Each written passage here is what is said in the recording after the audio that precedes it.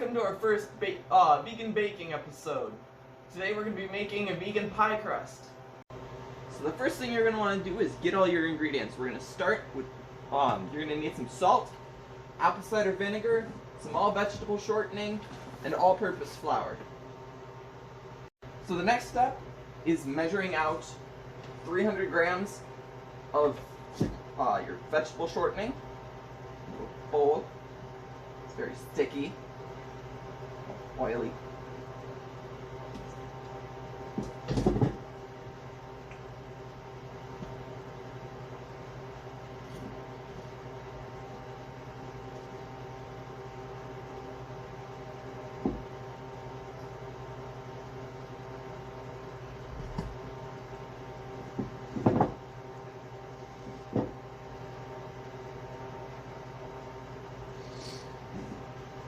You can do this with any value for shortening flour and stuff, as long as you maintain the ratio. So we're going to do 300 grams shortening, add that to your mixing bowl.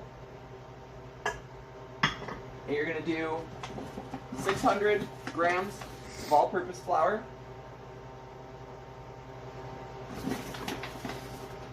The bowl's not going to be big enough for all the flour.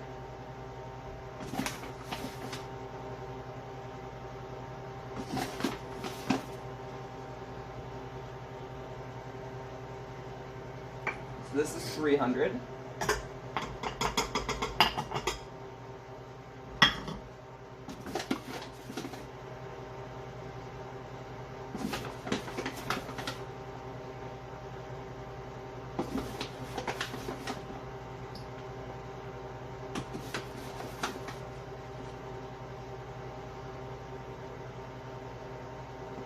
Alright, and another 300. Then you're going to add about a teaspoon of salt, so I typically just don't measure it. Sprinkle some in there. And then you're going to want to pretty much cream the shortening with the flour. That's my preferred method of doing it. It's really just to get the shortening mixed up into the flour, not necessarily have to be creamed.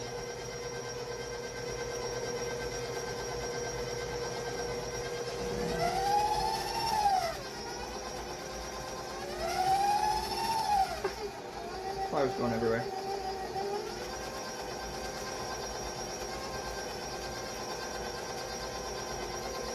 Alright, then you're going to take your apple cider vinegar.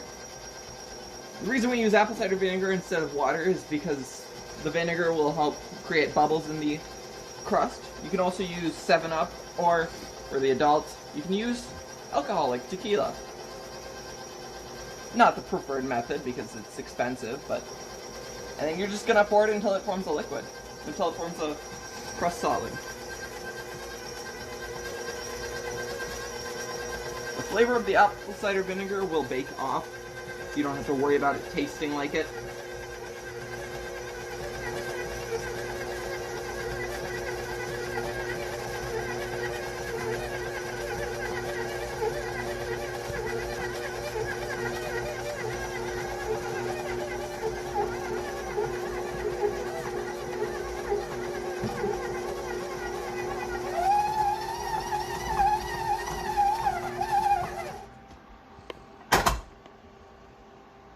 Alright, you can also do different variations, like you can add sugar to it. We decided to omit it for the sake of this video, but I will typically use sugar in mine. And that's a nice pie crust. Okay, so after letting your dough cool in the fridge for an hour, which we're on a time crunch, so we didn't really do, but typically you're going to want to let it sit in your fridge for an hour to cool down. And then you're going to get it on your lightly floured surface to roll it out. I like to get into a ball before rolling it out and then pat it down a little bit like so. And then once you got it somewhat circular from that, then you can come in with your rolling pin. I actually like to flour my rolling pin too. I don't really think you can go wrong with flour, so I like a lot of flour. You're going to start rolling it out. I like to just kind of push it. I don't like to come back with it. But then after you push it out far enough, then you start coming back with it and going like this. If you start going like this, what you're going to do is you can end up getting lines and creases from going too far in one area on your pie crust. So just kind of roll it out like this until it's about half an inch thick. I would go thinner than that. I would typically do about 1/8 of an inch. It's personal preference. I like thicker pie crust. I like my pies juicy, so thicker pie crust means that it's not going to be as moist and soggy. But again, personal preference. You can get it down as thin as you want. You're going to want it, obviously, to fit in your pie pan. That's the main goal.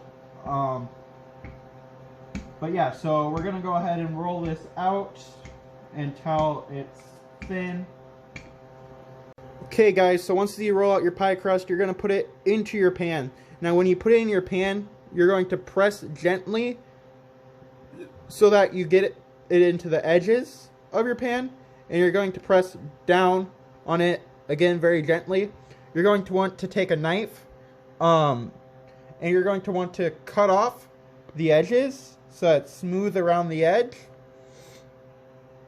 And then you can take it and put whatever filling you want in it. Put it in the oven for whatever the filling recommends is what you want to do. And then when you pull it out, you want to obviously make sure that the pie crust itself is a nice golden brown.